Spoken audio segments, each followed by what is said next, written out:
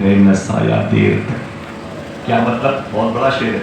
مطلب کبھی کبھی بھیک دینے والے بھی بھیک لینے والوں کی جگہ پہ آ جاتے ہیں اور لینے والا بھیک دینے والا. گنگناتا جا رہا تھا ایک فقیر، دھوپ رہتی ہے نہ سایہ دیر تک. پھر اس نے شعر کہا تھا، بھوکے بچوں کی تسلی کے لیے ماں نے پھر پانی پکایا دیر تک. بولے میری بیوی سو چکی ہوگی. اب رات کے آخری حصے میں جب گھر کے قریب پہنچے تو چپکے چل رہے تھے. کون؟ بشر حافی. کیا نام تھا؟ بشر حافی. جب گھر کے قریب پہنچے تو دیکھنا کون سبحان اللہ کہتا ہے. جب قریب پہنچے تو کیا دیکھے کہ گھر میں چراغ چل رہا تھا. یہ چائنا کا بلب نہیں آیا تھا بابا. چراغ وراغ بڑے لوگوں کے یہاں چلتے تھے. اور قریب پہنچے تو گھر میں چراغ چل رہا تھا. اور قریب پہنچے تو بچوں کے کھیلنے کی آواز آ رہی تھی. اور جب قریب پہنچے تو کیا دیکھا کہ گھر سے کھانے کی خوشبو آ رہی. اور جب دروازے پر پہنچے تو بیوی دروازے پر نئے کپڑے پہن کے کھڑی تھی. بیوی نے سلام کیا. سبحان اللہ. اپنے شوہر کو سلام کیا. سبحان اللہ. بیویاں اگر اپنے شوہروں کی بات مان جائیں جیسا حضور نے کہا، اور شوہر بھی اپنی بیوی کا حق ادا کرنے لگے جیسے حضور نے کہا، تو ہر تھانے سے یہ جو مسلمانوں کی رپورٹس ہے وہ ختم ہو جائے. میں حضور کی شادی پر جتنے میرے بیٹھے میرے ساتھ کم سے کم 5 گھنٹے کی تقریر میں کرتا ہوں. ابھی میں نے ٹچ ہی نہیں کیا اس میں. حضور کے ماں باپ کی، حضور کے دادی دادا کی، حضور کے اور دادا دادا کی شادی کیسے ہوئی. ایک لمبی ہسٹری ہے. حضور کی 4 بیٹیوں کی شادی، مختومہ و فاطمہ کی. کیا سسٹم ہے. نہیں، ایک بات سن لیں کہ حضور کا قول اگر ہمارے میاں بیوی کے ہاں رائج ہو جائے تو اختلافات ختم ہو جائے. جیسے دروازے پر گئے بشر حافی تو بیوی کھڑی مسکرا رہی تھی اور اپنے شوہر کو دیکھا تو خوش ہو گئی. بخاری شریف کی حدیث شریف کا اردو ترجمہ پروفیسر وسیم بریلوی نے کیا تھا. اصولوں پر جو آنچ آئے تو ٹکرانا ضروری ہے. جو زندہ ہو تو پھر زندہ نظر آنا ضروری ہے. یہ تھکے ہارے پرندے جب بسیرے کے لیے لوٹیں تو سلیقہ مند شاخوں کا لچک جانا ضروری ہے. سبحان اللہ. اگر شہری سمجھتے ہیں بڑی بات ہے. عورتیں اگر تھوڑا سا انتظار کر لیں تو گھر آباد ہو جائے. وہ تو فرمائشوں کے انبار کا پریشر گیٹ پر سے ہی ڈالنے لگتی. یہ نہیں لایا وہ نہیں لایا تو دشواری پیدا ہوتی. جیسے دروازے پر بشر حافی پہنچے، بیوی کے جسم پہ نیا لباس تھا. بولے یہ بتا بچے سوئے نہیں ہیں، چولہے جلے ہیں، کھانے کی خوشبو آ رہی ہے، گھر میں چراغ جل رہا ہے. یہ تو بتا تیرے جسم پہ نئے لباس ہیں. یہ تو بتا یہ ماحول کیسے بدلا. دیکھنا ہے کون کون سبحان اللہ کہتا ہے. بیوی نے کہا اے میرے شوہر، تم 3 دن سے جس کے ہاں مزدوری کرتے ہو اس مالک کے 2 بندے دن میں 1 مہینے کا راشن لے کے آئے. سبحان اللہ. نعرے تکبیر، نعرے رسالت، سرکار کی آمد، دلدار کی آمد. نعرے تکبیر، نعرے رسالت. بشر حافی سجدے میں چلے گئے. بہت روئے. بولے میرے مولا تو جانتا ہے گھروں کو اجاڑنے والا ہے، بچوں کو یتیم کرنے والا میں، شراب پلا کے عورتوں کو بیوہ کرنے والا، بچیوں کے سر کے اوپر سے ان کے باپ کے سائے کو چھیننے والا میں. اتنی شراب کی بوتلیں میں نے بغداد میں بٹوائی ہیں، نہ جانے کتنے گھر اجاڑ دیے. ایک مرتبہ تیرا نام ایک کاغذ پہ لکھا تھا اللہ، اس کو اٹھا کے چوم کیا لیا. آج میرے گھر پہ فرشتے کھانا لے کے آ رہے. خوب روئے. زمین بھیگ گئی. بیوی بیٹھ گئی. بیوی نے اپنے شوہر کو اٹھایا اور اٹھا کر کے کیا کہا معلوم ہے؟ اٹھے میرے شوہر. کہا کیا بات ہے؟ تو بولے ایسا ہے وہ 2 لوگ جو تمہارے مالک کے 2 بندے دن میں آئے تھے 1 مہینے کا راشن لے کے، وہ جاتے جاتے ایک میسج بھی دے کے گئے. بے شک ایک میسج بھی دے کے گئے ہیں. بولے وہ میسج کیا ہے؟ تو بیوی نے کہا کہ وہ دونوں یہ کہہ کے گئے تھے کہ اے عورت، مالک نے کہا ہے جا کے بشر حافی کی بیوی سے کہہ دینا کہ مالک نے کہا ہے کہ اپنے شوہر سے کہہ دے گی کہ تم کام میں کمی نہ آنے دینا، میں مزدوری میں کمی نہ آنے دینا. سبحان اللہ. سبحان اللہ. ہاتھ اٹھا کے بتاؤ کام کیا تھا؟ کام کیا تھا؟ اللہ. ہم سب سے کہتے ہیں، اللہ سے نہیں کہتے. تکلیف نہ تو معافی چاہتا. ہم اپنی ساری 10 سال کی تکلیفوں کا ذکر کم سے کم 100 لوگوں سے کہہ چکے ہوتے ہیں، اللہ سے نہیں کہتے۔ اللہ کہتا ہے دلوں کو تبدیل کرنا میرا کام، شفا دینا میرا کام، میں ہی ہوں جو تیری مدد کروں گا، تو نے تو مجھ سے کہا نہیں، آپس میں نپٹ لیتے ہو۔ اللہ اکبر، اللہ سے کہا تو اللہ کی بات۔ آج بشر حافی کے روزے پر جس کی دعائیں جلدی کہیں قبول نہ ہوں، بشر حافی کے روزے پہ قبول ہو جاتی بے شک سبحان اللہ۔ ایک مرتبہ، اچھا یہ سب کس وجہ سے ہوا؟ ایک مرتبہ کاغذ کے ٹکڑے پر اللہ کا نام ہے۔ حضور کا سسٹم ہے یہ، نکاح میں یہ سنت ہے۔ یہ جو حضور نے کہہ دیا تو کوئی اور بھی پہلو ہوگا، اور بھی کچھ اس کے آئین ہوں گے، آرٹیکل ہوں گے، قانون ہوں گے۔ ایک بات اور سن لیں، دقت نہیں ہو رہی ہے؟ ذرا پھر سے بولیں ہاتھوں اٹھا کے، لبیک یا رسول اللہ۔ آقا کریم صلی اللہ علیہ وسلم کے شہر مدینہ میں ایک صحابی تھے۔ دیکھیے حضور کا طریقہ کیا ہے جسے سنت کہتے ہیں۔ یہ نہیں کہ بس لڑکی کو ودا کر کے بھیج دو، اپنی بہن کو ودا کر کے بھیج دو، دوسروں کی بیٹیاں اپنے گھر میں لے کے آؤ۔ کوئی طریقہ ہوگا، کوئی سسٹم ہوگا، حضور نے کوئی قانون بنایا ہوگا۔ آپ پڑھو، آپ کی ذمہ داری ہے۔ آپ سنی خطبہ کے بیانات کو یوٹیوب پہ سنو، کتابیں پڑھو، کچھ تو کرو۔ حضور کی بارگاہ میں تھے مدینہ شریف میں، اور بزنس کے لیے گھر سے نکلنے لگے نا تو اپنی بیوی سے کیا کہا؟ سننا غور سے، بولے اس فلور پر، اوپر والے فلور پر تیرا باپ رہتا ہے، ہمارے سسر تیرا باپ، اپنی بیوی سے اوپر کے کمرے میں رہتا ہے اور نیچے تم رہتی ہو، میں تمہارا شوہر ہوں، تم سے گزارش کر کے جا رہا ہوں، خبردار جب تک میں نہ آ جاؤں میکے نہ جانا،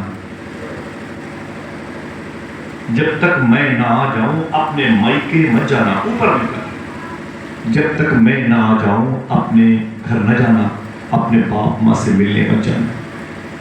لڑکی نے کہا ٹھیک ہے حضور، اپنے شوہر سے وہ چلے گئے بزنس کے لیے۔ لڑکی کو پتا چلا کہ اوپر والے جو فلور پر میرے باپ رہتے ان کی طبیعت بگڑ گئی۔ آپ کو کچھ دیر کے لیے لگے گا یار اسلام تو آسانیوں والا مذہب ہے، اس کے اندر شدت پسندی کہاں سے آ گئی، لیکن یہ اس کے بینیفٹ پر جائیں گے طبیعت خوش ہو جائے گی۔ باپ کی طبیعت خراب ہو گئی، اب بیٹی کی اس کو اپنے شوہر کی بات یاد آئی۔ شوہر نے کیا کہا؟ میکے مت جانا، اپنے باپ ماں سے ملنے مت جانا جب تک میں نہ آ جاؤں۔ بولے ٹھیک ہے۔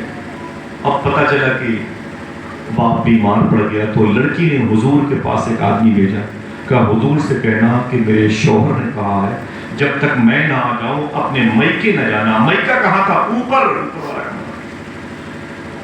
میرے باپ کی طبیعت خراب ہو گئی تو کیا میں اپنے باپ کو دیکھ سکتی ہوں؟ تو حضور نے کیا کہا؟ سنیں گے حضور نے کیا کہا؟ حضور نے فرمایا کہ جو تمہارے شوہر نے کہا ہے اسی پر عمل کرو۔ سگا باپ اپنے ہی کمرے کے اوپر بیمار ہے، حضور نے فرمایا کہ اس سے کہہ دو اپنے شوہر کی باتوں پر عمل کرے۔ اللہ اکبر۔ چپ ہو گئی۔ پھر پتا چلا کہ میرے باپ کی طبیعت زیادہ خراب ہو گئی، بچنے کی امید نہیں۔ پورے محلے کے لوگ آتے ہیں، تو نہیں گئی، تو نہیں گئی، تو نہیں گئی، تیرا باپ بیمار ہے۔ وہ روتی تھی، میرے شوہر نے منع کیا، حضور نے منع کیا، حضور نے منع کیا۔ اللہ اکبر۔ معلوم یہی چلتا رہا۔ اب لاسٹ مومنٹ پہ کسی نے کہا تیرا باپ مر جائے گا تب جائے گی؟ پھر اس نے کہا اپنی بھیجا حضور کی بارگاہ، کہا سرکار میرا باپ مرنے والا ہے، کیا میں اپنے باپ سے مل لوں؟ میکے جا سکتی ہوں جو اوپر میرے گھر کے اوپر ہے؟ حضور نے گردن شریف جھکائی، پھر فرمایا کہ جو تیرے شوہر نے کہا اسی پر عمل کر۔ نہیں جا سکتی۔ سگا باپ جاکنی کے عالم میں موت کے منہ میں جا رہا ہے۔ آپ یقین کریں کہ تھوڑی دیر کے بعد باپ کا انتقال ہو گیا۔ یہ مدینے کی بات ہے، کب کی؟ جب حضور ہے مدینے میں، حالانکہ ابھی بھی ظاہری حیات کے ساتھ کی بات ہے۔ اب جب وہ لڑکی کے باپ کا انتقال ہو گیا تو وہ بہت روئی، پریشان، پورا محلہ شہر کے لوگ آئے، وہ نہیں گئی۔ پھر کسی نے کہا کہ چل جا کے اپنے باپ کو دیکھ لے، تو کہا کہ حضور سے پوچھ لے تو آئے، ہر کام میں حضور کو، حضور سے پوچھ لے تو، حضور سے پوچھ لے تو، حضور سے پوچھ لے تو۔ پھر کہنا بیٹا سرکار میرا باپ مر گیا، کیا اب میں اپنے مرے ہوئے باپ کے چہرے کو آخری مرتبہ دیکھ سکتی ہوں؟ پھر حضور نے کیا کہا؟ نہیں دیکھ سکتی۔ اللہ، آپ کو تکلیف ہو رہی ہے، اسلام تو شانتی سکون کا مذہب ہے، حضور کے ہاں شدت پسندی کیسے آ گئی؟ فرمایا جو تیرے شوہر نے کہا اسی پر عمل کر۔ عورت چپ ہو گئی۔ باپ کا جنازہ نکلا، شریک نہ ہو سکی، کفن کے ساتھ نکلا ہوا دولہا جا رہا ہے۔ ہمیشہ کے لیے ایک بیٹی سے باپ الگ ہو رہا ہے، بیٹی اپنے گھر میں ہے، لیکن بس یہی کہ حضور نے جو کہا اسی پر عمل کرو، جو حضور نے کہا اسی پر عمل کرو۔ جنازہ آیا، حضور نے ان کے باپ کی نماز جنازہ پڑھی۔ بقی شریف میں جنازہ آیا، گرمی زیادہ تھی نہیں، سنیے گا، گرمی زیادہ تھی نہیں، بھیڑ زیادہ تھی نہیں، سمجھ رہے ہیں؟ اب آپ کو بہت ہی خاموشی سے ان باتوں کو سنا، بھیڑ زیادہ تھی نہیں، گرمی زیادہ تھی نہیں، لیکن اللہ کے رسول صلی اللہ تعالی علیہ وسلم اس لڑکی کے باپ کے دفن ہوتے وقت بار بار پسینے پوچھ رہے تھے، حضور بار بار پسینے مبارکہ پوچھ رہے تھے، آپ کی پیشانی اقدس پر پسینے کے قطرات نظر آتے تھے بار بار۔ اللہ کے رسول صلی اللہ تعالی وسلم بار بار اس پسینے کے قطرے کو پوچھتے تھے، اور معلوم ہے حضور صلی اللہ علیہ وسلم اس کے جنازے میں پنجوں کے بل چلا کرتے تھے، اس لڑکی کے باپ کے جنازے میں پنجوں کے بل چلتے تھے اور پسینے مبارکہ کو بار بار پوچھتے تھے۔ صحابہ کرام نے مٹی دینے کے بعد پوچھا، سرکار کیا بات ہے؟ گرمی بہت زیادہ نہیں تھی، پسینے مبارکہ آ رہے تھے، بھیڑ زیادہ نہیں تھی، اور آپ پنجوں کے بل چل رہے تھے۔ دیکھنا کون کون سبحان اللہ کہتا ہے۔ اللہ کے رسول نے ارشاد فرمایا، اس باپ کی ایک بیٹی نے اپنے شوہر کی جو بات مانی ہے، اس باپ کی جو ایک بیٹی ہے اس نے جو اپنے شوہر کی بات مانی ہے، اس بات کے ماننے کی وجہ سے اس کے باپ کے جنازے میں اتنے فرشتے آ گئے تھے، مجھ محمد کو بھی چلنے میں دشواری پیدا ہو رہی۔ کاش یہ محبتیں، یہ آئین، یہ آرٹیکل، یہ قانون ہمارے گھروں میں رائج ہو جائے۔ آمین کہتے ہیں۔ حضور نے کیا فرمایا؟ نکاح یہ میری سنت ہے، نکاح یہ میری سنت ہے۔ اللہ کے رسول صلی اللہ علیہ وسلم کی شادی، ایک تو باتیں ختم کر دیں، شادی کیسے ہو؟ 11 بجے، آپ بھی تھکے ہوئے لوگ ہیں، برکتاً حضور کا ذکر ہو جائے بس صلاۃ و سلام پڑھنے میں۔ اللہ کے رسول صلی اللہ علیہ وسلم کے پردادا عبد مناف کے بیٹے جناب ہاشم، ان کی شادی مدینہ شریف میں حضرت سلمہ نام کی لڑکی سے ہوئی۔ ان دونوں کے ملنے سے مدینہ شریف میں ایک بزرگ پیدا ہوئے جن کو حضور کے دادا عبد المطلب کہتے ہیں۔ جب وہ 9 سال کے ہوئے تو مکے آ گئے، جب مکے میں وہ بڑے ہوئے تو ان کی شادی جس لڑکی سے ہوئی اس کا نام تھا حضرت فاطمہ۔ حضور کے پردادا ہاشم کی شادی سلمہ سے ہوئی، اور حضور کے دادا حضرت عبد المطلب کی شادی جس لڑکی سے ہوئی اس کا نام تھا حضرت فاطمہ۔ کیا نام تھا؟ بولو بھائی، اس کا نام تھا حضرت فاطمہ۔ سبحان اللہ۔ اور پھر جب حضرت فاطمہ اور جناب عبد المطلب اکٹھا ہوئے تو ان کے جسموں کے اتصال کے بعد، ملن کے بعد، دیکھنا کون کہتا ہے سبحان اللہ، ان کے گھر میں ایک چاند جیسا بیٹا پیدا ہوا۔ دنیا اسی بیٹے کو حضور کے ابو حضرت عبداللہ کے نام سے جانتی ہے۔ ادھر جناب عبداللہ پیدا ہوئے تھے مکہ شریف میں، جناب حضرت فاطمہ کی گود سے عبد المطلب کے گھر میں پیدا ہوئے تھے۔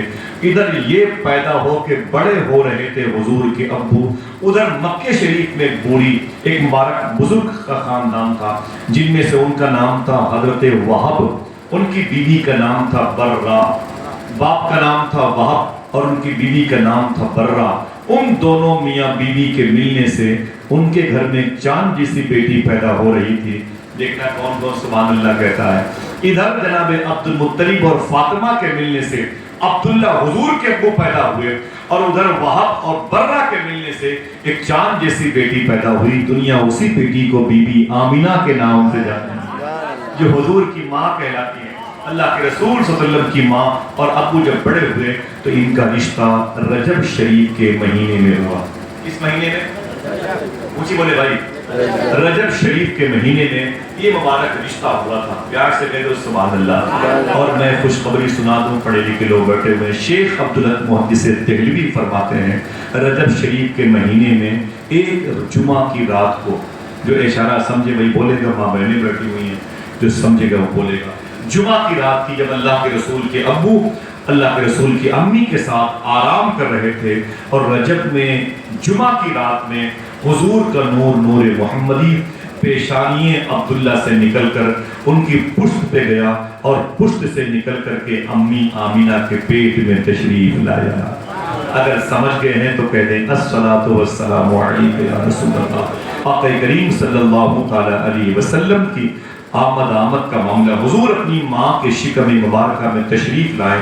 رجب کے بعد شعبان کا مہینہ آتا ہے، شعبان کے بعد رمضان کا مہینہ آتا ہے.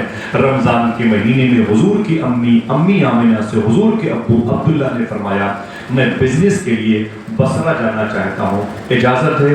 آپ نے فرمایا جائیں. اللہ کے رسول کے ابو اپنے گھر سے نکلے تو بصرہ جانے کے لیے وایا مدینے ہو کے جا رہے تھے، اور مدینے میں حضور کے ابو کی طبیعت علیل ہو گئی، بگڑ گئی.